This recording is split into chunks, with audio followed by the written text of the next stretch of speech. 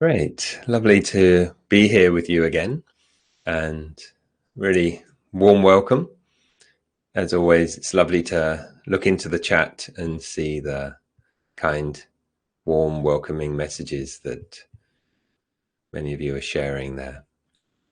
And if you haven't already, feel really invited to wave, share your greetings and anything around the circumstances that you're coming in with. Some mention the weather conditions, and that could be the inner weather, the outer weather, whatever's going on for you. And I hope that this is a place that feels welcoming and supportive for your practice, for your waking up. So we will continue. This is the third day as we come into Wednesday together and getting to explore a little bit more around this theme of hasten slowly. So I introduced myself already in previous sessions, but in case you're coming in and jumping in into Wednesday directly, you're very welcome. I'm Nathan, I'm a meditation Dharma teacher in the Insight tradition, and I try and do a few of these sessions a year, these weeks. So I really enjoy it, really enjoy to come in and share and stretch out a theme over a series of days. And today I'm going to share a reflection on hasten slowly, which is related a little bit to the sense of time that we have. And as I said yesterday, this isn't an esoteric investigation of time, but actually really about the felt sense of time and how the felt sense of time actually plays a very significant role in our felt sense of freedom and well-being. And it's something that we can play with once we become more aware of it. So that's also what we've been doing through the previous sessions, playing with our sense of the somatic interactions, the arisings, the fallings, what we've played around with in terms of the pushing and pulling and agitation that we can create on experience. And now actually just looking at this interesting quality that is quite hard to sense, is taken as an assumption of this is how it is. And we can deepen and dive into that. Once that exploration has been, reflected to you, I'd like to invite us into a relatively quiet meditation where we'll just drop in, seeing how it is that we can bring to mind, bring to heart a perception of time that is helpful, that is supportive. After that, there'd be time for your own reflections, in what ways this was helpful, where we can lead on from here, what's next for us in terms of this as a practice. So in the Dharma, as I understand it, time is seen as something that is made. Time is made. Our sense of time, at the very least, is a perception. Yeah, it's something that occurs to the heart and mind, how time is. We say sometimes, time's dragging, time really dragged, or time is flying. Yeah, time is just flying through. And we see time is a perception, and it's fabricated, made by the concepts and the interactions of our heart mind. Yeah. There may be an independent, atomic clock ticking along telling us what time is. But we actually see it really matters. And it has an emotional flavor and impact there. And it also has a capacity for us to be present in it. And it also has the quality that if that's all the things that we can understand, then we could actually play with time a little bit, maybe a lot. Yeah.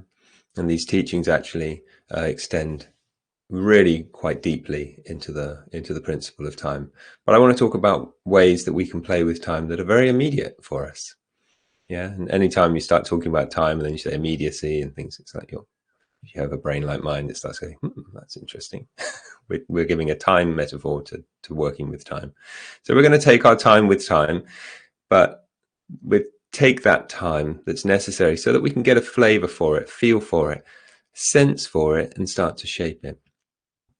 So many of you will already know that mindfulness actually makes a big assumption about time. The present moment is the only moment that really exists. Yeah. We sometimes say, come back to the present. Come back to the present. Right. The past is just a fantasy, or a memory, it's only a memory of that. Really, it's in the present that the past continues to exist for us. The future, that's a fantasy. Best thing that we can do in support of the future is to be here in the present. Be here in the present. Coming back to the present actually implies that we were somewhere else, though. Were we somewhere else? Were we somewhere else? No, we were always in the present, right? And that's the assumption that's made about time in mindfulness. And I know that that word assumption might sound like, well, you're saying that it's not true. And in fact, I am saying it's not true. I'm saying it's unprovable, right?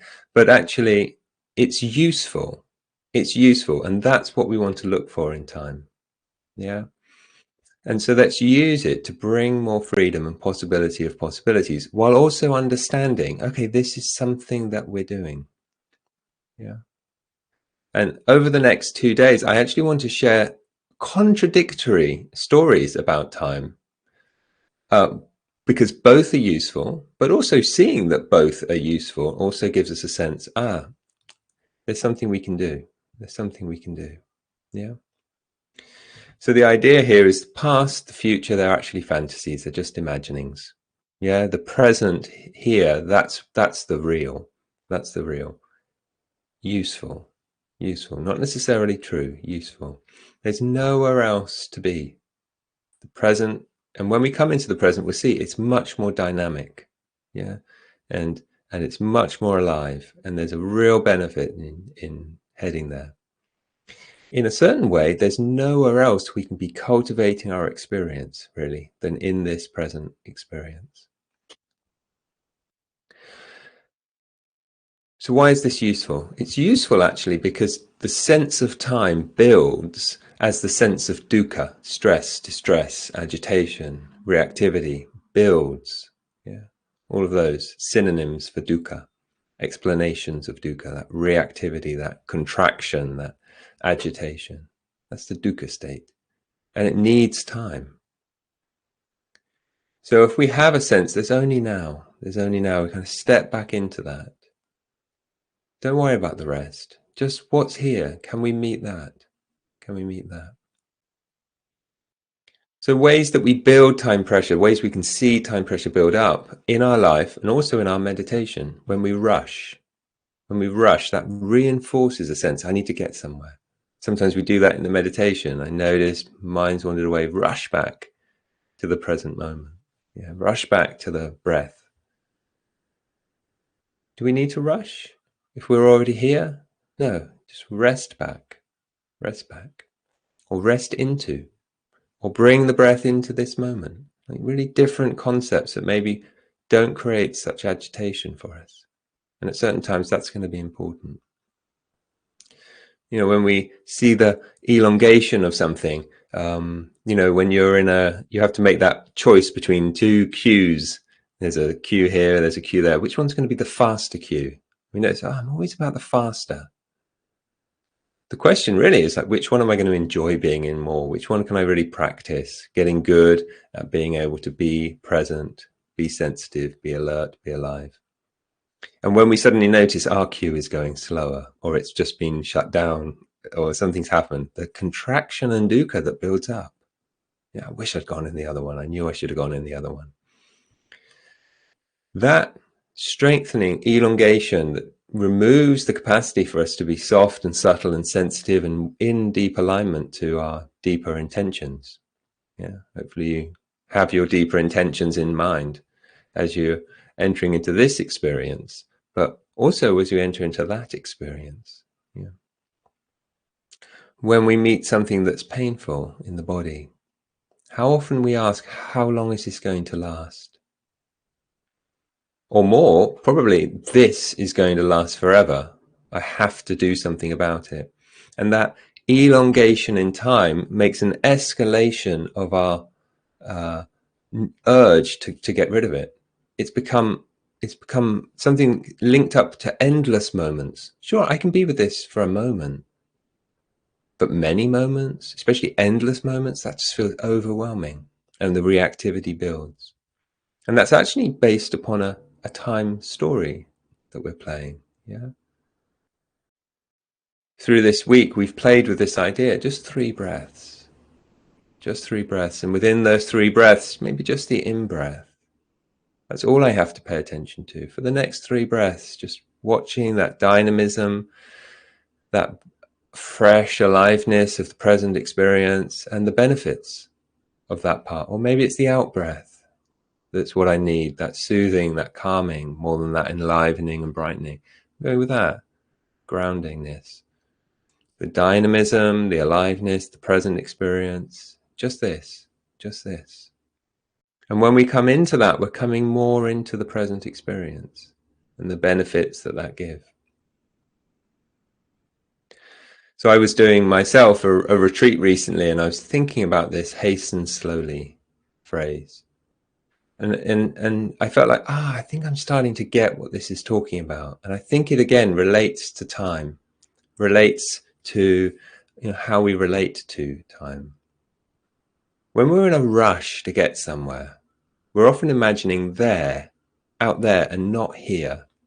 The bus we will or not make, the meeting we will or not arrive for. But we can actually be heading there while really fully here, feeling each movement, each imprint. It doesn't actually slow us down at all, but it doesn't get us lost in this disconnection. I'm out there. Am I going to arrive or not? And this whole moment doesn't matter. Then we start bumping into things. We start being careless around our present circumstance. And there's a lot to be said about, wow, it's interesting how that projection lives for us so much. Lives for us so much. So we may even be able to be hastening quite quickly to a place, but actually feeling each sensation here and now. We're not rushing ahead of here and now. We're not believing there is somewhere to get, a lasting perfection out there that's going to come by organizing all of this stuff. But in the practice, there is somewhere to get. There is somewhere to get. And for today, it's to get somewhere present, somewhere supportive, somewhere beautiful. And we can actually do that by hastening slowly. Yeah. Because there is somewhere to get to. There is something to get to. And actually, it's getting to a lasting happiness. It's lessening reactivity. There is something to develop here. We have some beautiful intentions that we've shared earlier in the week.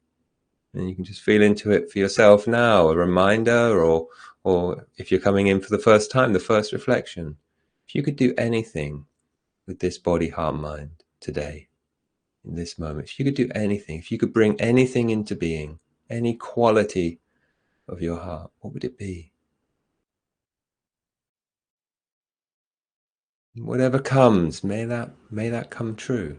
May that come through you. May it embed itself in your present experience. So, okay, quite a lot of ideas there, but let's make it felt. Let's have a meditation together where we're not going to build more time. We're really going to link ourselves and our experience into this present unfolding and allow life to flow without rush, without getting ahead of ourselves. We're just questioning what's going to be helpful in this posture, in this practice. It might be helpful to have a practice where we can rest back a little bit. Every so often, so that in case we notice pushing forwards in time, it could be helpful that we also have a posture that we can almost like lean forwards a little bit. Yeah, it doesn't actually have to be a physical movement. It's more actually a sensibility. I've come to the front of this being, or I've come to the back. So if your posture can allow for that, it could be helpful to have some movement on the hips axis, but we can do it in the imagination.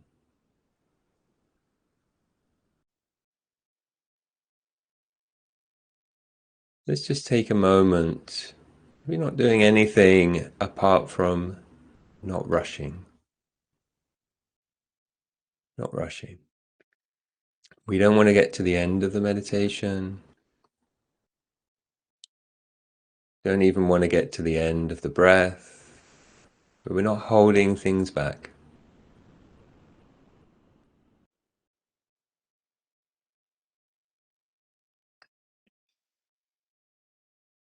Seeing if we can invite all the muscles in the face to relax.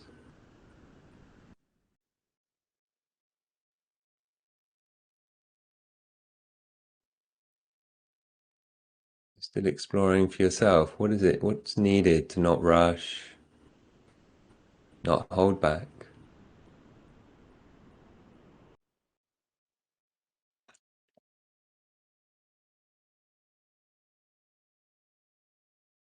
Sometimes the shoulders are quite high.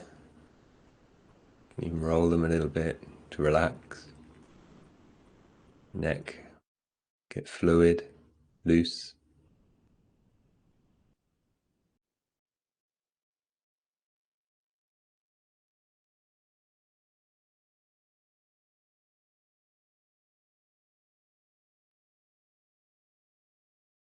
What else is needed to help you not rush? Quite a lot of relaxation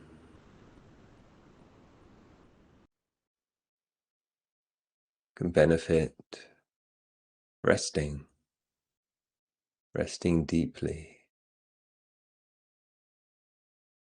without falling asleep.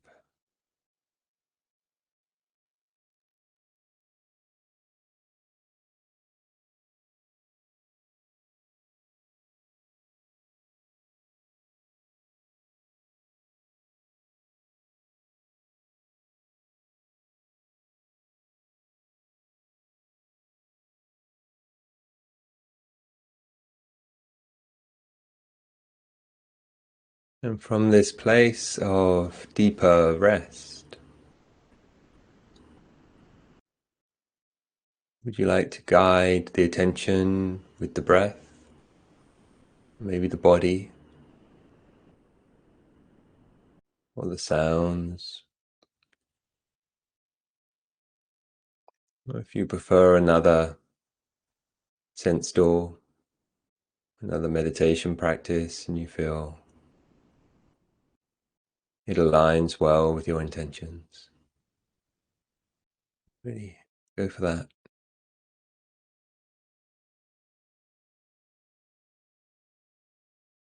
If the experience can be something in the present moment, a sensitivity to what's present,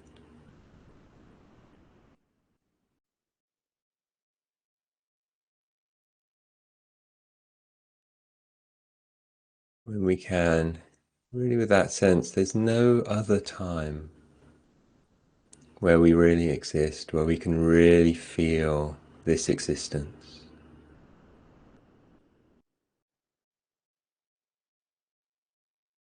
Feel that movement of a breath waving through the body, however you want to feel it.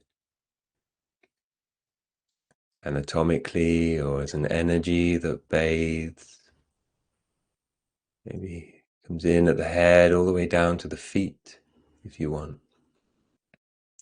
It is possible to feel the breath that way.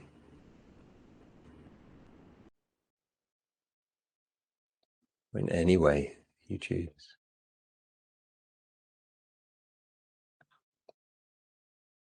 How it is to stretch your awareness in the sound sphere wide.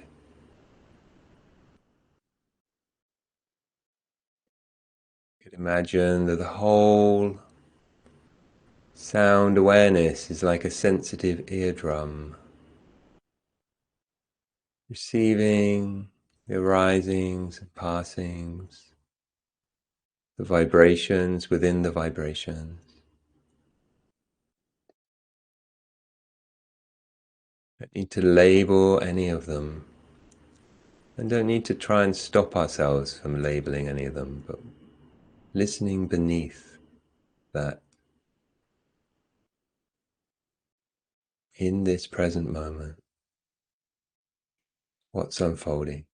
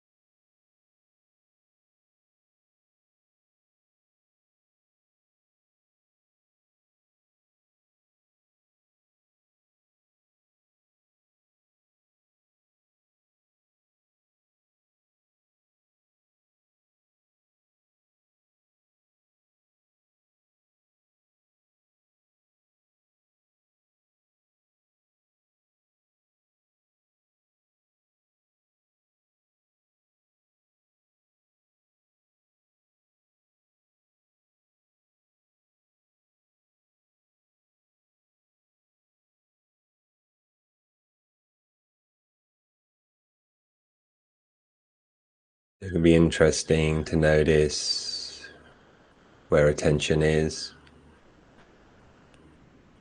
It's very likely, as we deal and negotiate our way around a very subtle way of perceiving, that something more concrete, more gross maybe, will come into the intellect, the emotional world, and create a past, future, time-based story. And we'll be drawn into it, attracted into it. Nothing wrong with that. That's how it should be. That's how we are. But it's not what we're here quite to do. Are we willing to let go of that, building up in that way? And we're not rushing back to non-rushing. Just checking, am I leaning forwards a little bit more than I was before, and I want to rest back, ease back. And that may not be a physical movement, that's more a sensibility, remembering the back of the body, letting the sense of our being rest more to the back, even through the back, even behind the back, if that's what's needed. Or it could be that I've rested back too far, I've become a bit too passive, and that's why I drifted. So we can drift because we're too tight, we can drift because we're too loose. What if I bring more to the fore? Maybe a subtle leaning or elongation, maybe the imagination of that awakening alignment.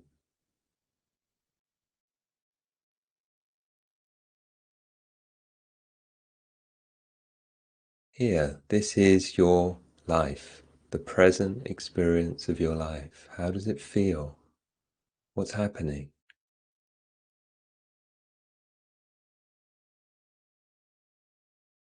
Not rushing, not withdrawing.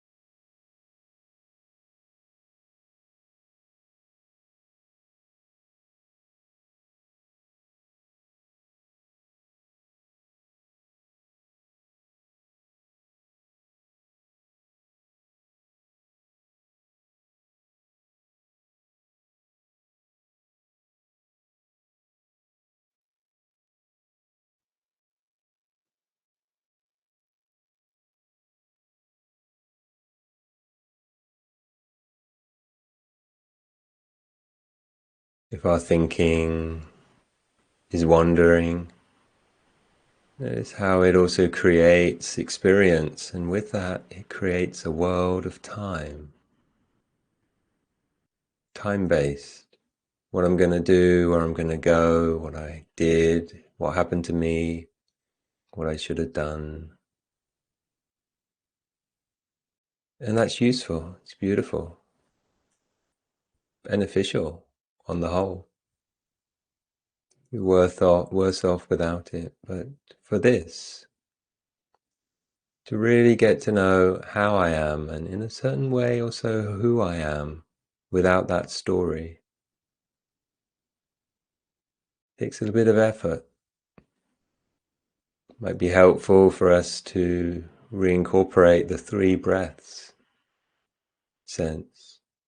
And I would encourage you to pay attention, if it's possible, work your way towards it, but the gaps, apparent gaps in the breath, the bit between an in-breath ending and an out-breath beginning.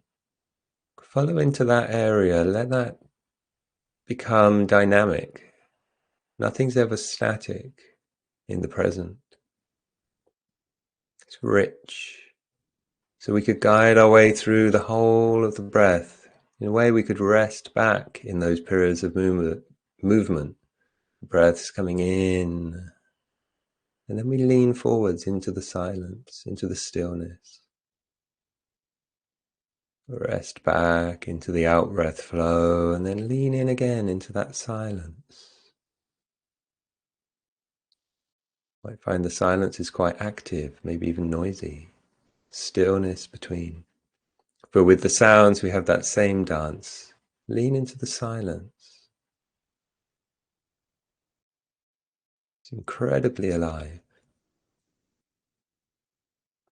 And with the 3 breaths, it might help us to lean into that more, be present into that more, come alive into our life. And then have little breaks and then come in again. That would be my suggestion for the next part.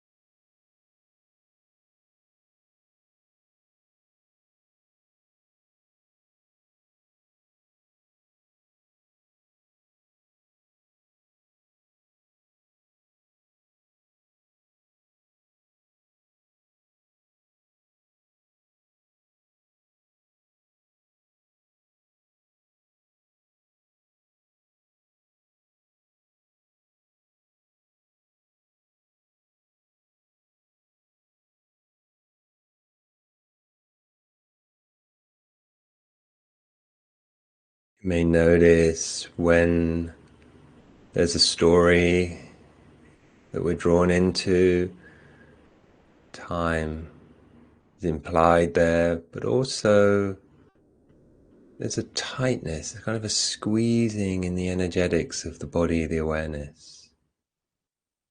You have that sense that and there's actually a dissolving of that contraction, an opening of that tightness, tension, that brings us into a more dynamic and present experience with life.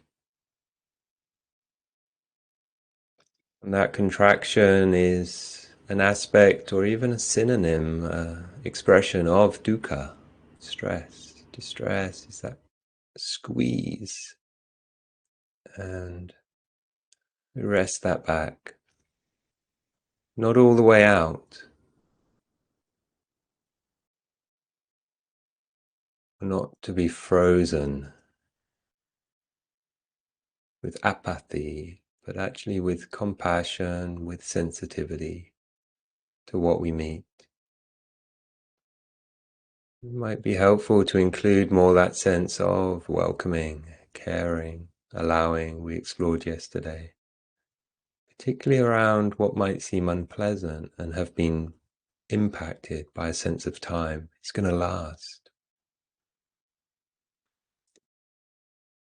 Maybe there's just this one moment.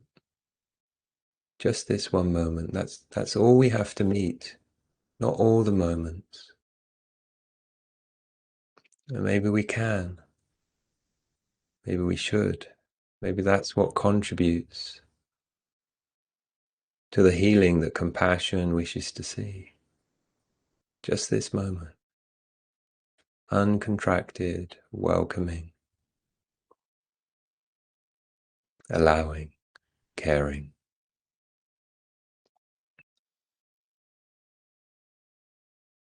soothing.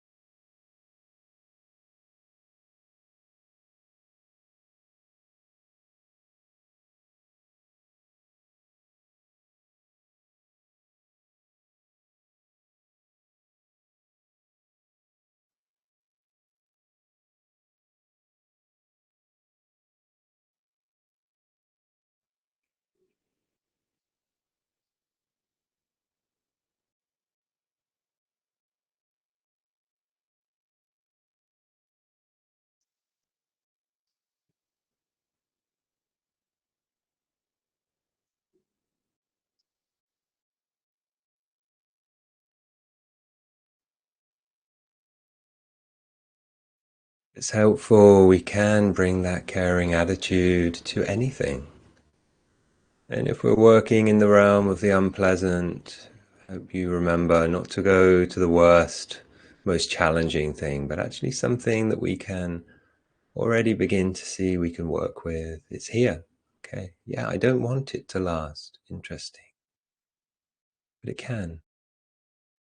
Caring is the priority. But if that feels too much, you don't have to do that bit. And equally, at times, it can be helpful to find something that's pleasant and we're trying to stretch out in time, and we actually allow a softening there. What supports sensitivity?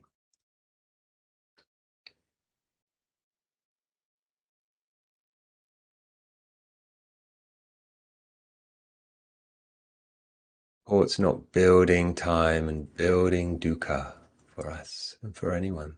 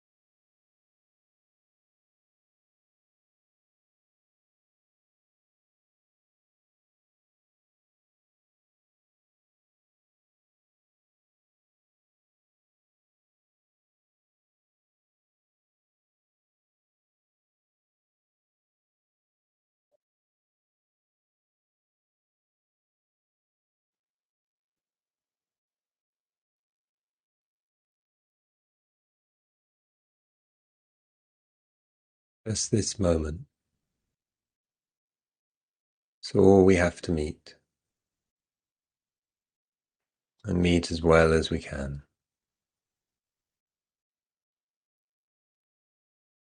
And in this moment, feeling the ripples, the impact of bringing the heart-mind to experience. Feeling what it is we've cultivated, what skills we've explored and strengthened. And if there's any benefit from your practice, acknowledging that, respecting that, honoring that. We may also wish to imagine how this may support others around us or more distant in the world, to be able to settle back from the heaviness of future and past and have a little relief, a break into the present.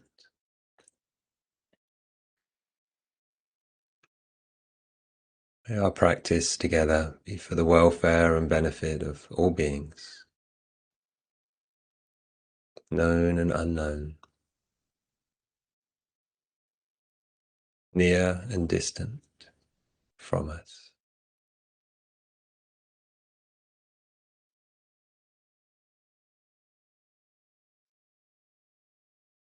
May all beings be well. So it's time for us to transition from the stillness, the quiet,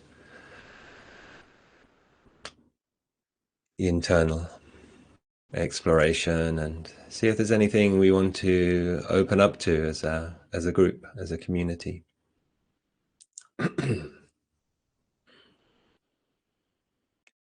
And so your own time, transitioning from eyes closed, body stillness, if you wish, continuing with it if you prefer. I'm happy for that, of course. And we'll see if there's any questions, reflections from this that feel helpful. For some of you, it may be very obvious that time is something that we make. Yeah. When people ask me if, have you got time to meet? I like to say that I will make time. And I like to sense that, yeah, I can do that. I can make time. I can make time by slowing down, becoming more present, stepping out of the future, stepping out of the past. And I will make time to meet you. But will I also make time? Will we each make time to meet ourselves? And that sensibility, the present moment's the only moment that really exists. It's not true, but it can be useful to say that to ourselves. And let's be present. Let's not be absent from presence. And hopefully what we also get to see is that time builds through the way that we attend, through the way that we look, through the story that we tell ourselves, through our concept of present moment and distant moment. And also to understand that when that time builds, dukkha, stress, distress, agitation, reaction, contraction builds. The stronger that story about time, usually, almost universally, stronger that dukkha experience. And the stronger the dukkha experience, usually the more reactivity we bring and the more stress and distress we cause in ourselves, in our relationships, in our interactions.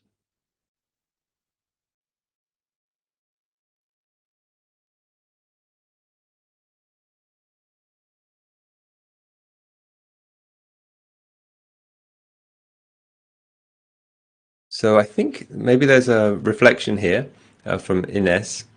Sometimes things seem to be about here rather than now, so place rather than time, and maybe it's just language. Yeah, I think that's a really, really interesting thing.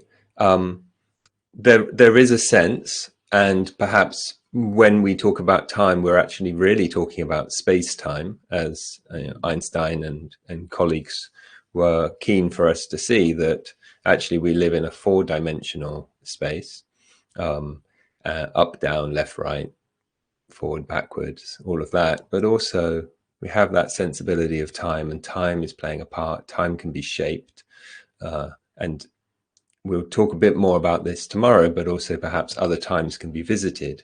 Yeah, and perhaps there's a sensibility there. So today was a lot about presentism. Yeah, the present moment is the only moment. And it is an ism, yeah, it's a belief system. But we could also have a sense of eternalism, and all time exists in terms of place, almost, yeah, visitable place. We could get in our time travel machine and go back to our past, And that doesn't seem difficult for us to imagine, whether we agree, oh, that's just science fiction. It's not outside our imagination. It's not outside of our conception. Yeah. So being here and now, being there and then, yeah, you can feel the stretch, the stress that causes. So using that language at times is very useful. So thanks for sharing that. Yeah. Question from Clive. The possibility of possibilities. I have heard you say this before. Could you explore this a little here? So maybe I said it today. It is one of the, I think I noticed the other day, how did it take me so long, that I have little catchphrases and things that I like to say because they were helpful for me to see. There's always a lot of possibilities of what we can do. Every moment seems singular in itself, but is actually rich with possibilities. We're never at just a crossroads, but always at actually a multidimensional avenue of avenues opening out, intersections of places we can go. But at times we can forget those possibilities. Yeah, they don't feel available to us. They don't feel open to us because of various things, various conditions in our life. Yeah, feel like, well, this is how it is right now. And I can't see that. And so I coined or adopted this phrase, the possibility of possibilities, to give me that sense, okay, I can't see the possibilities, but would I deny the possibility of them? Yeah, at the minimum, can I feel the possibility that there are possibilities here, and stay true to that, stay sensitive to that, align myself to that? Right now, I don't see them, but are they just like the sun behind the clouds? Yeah, those possibilities are there, and I want to see and realize them in time. But just knowing that they're there, yeah, is supportive for me. And it's part of what we talk about as being a dependent origination of experience. Yeah, it's those possibilities. If experience is dependently arising this way, then there are other ways that it could be arising. It's not that it could be anything, but it's not just that one thing. And those possibilities are available to us. So I hope that's helpful. It's part of, I think, the understanding of what it means to be a more free being. And it's what we need to be able to feel is, I could lean back a little. I could lean forwards a little. I could breathe differently. I could pay attention to different things. And now we are freeing up our experience, freeing up our possibilities. Okay, so there's a reflection from Penny and Tanya, and we'll check through these, see if there's anything to reflect back as well. Repeated tugging to do the next task now, even as I'm sitting here, rehearsing it, feeling agitated and why I need to do it in a certain way, moments of sitting wholeheartedly where I am, better sense of connection with my body. Yeah, lovely, lovely, Penny. I think that that's, really one of the gifts that this gives us is actually, do I need to be doing that compared to resting back, resting into, feeling fully? And then it's this dance for us. Yeah, it's a real dance for us that, okay, am I over planning? Am I actually not meeting that agitation in me? Okay, is there something here that I need to meet? Yeah. So it could be a resting back. It could be actually like, what's underlying this? What's underlying this agitation? Is there some work here I want to do? Is there some way that I'm actually seeing anxiousness cannot be been with? Cannot be something I can be with. Not sure about the grammar there in that sentence. Yeah, anxiousness can't be. It's too big, and anxiousness over time, it's only going to get worse. And then, of course, it starts getting worse. And our anxiety about anxiety builds this kind of thing. So wanting to get it right, beautiful, beautiful. Okay, what would support that? Softening now, easing now, being kind now, being able to meet what feels difficult to be with. Maybe like yesterday, with more spaciousness, come in where it doesn't feel so intense. But actually also maybe that it's just this moment. We've been gifted this moment. It's only this moment that we have to meet. We don't need to stack them up, like those towers of turtles. It's turtles all the way down, that kind of thing. So you don't have to meet all of them, just the present one, the one that's evolving, emerging into this experience. Yeah. So let's go to Tanya now. It was helpful to bring my awareness into the distraction rather than rushing to bring the attention back. So I brought my breath and body awareness to the distracted mind and then noticed the busy thoughts didn't feel so compelling and distracting. I find the teaching this week deeply nourishing and helping guide me through some very tricky caregiving situations. So thank you. Thank you, Tanya. And yeah, I think it's a really beautiful way of expressing it, that we can actually see that we fabricate an over there and an over here, and then we're kind of like jumping from one thing to the other. It feels a bit rejective, has a rejecting feeling. It's like, well, I'm not being, I'm coming back to here. And it also fabricates a sense of here and there, like Ines was talking about. And I think that's beautiful to say, okay, this is what's here. And what if I come into that more with my skillfulness, with my support, with all of the beauty into there? Lovely. Thank you. I think we've got just enough time for David's reflection here.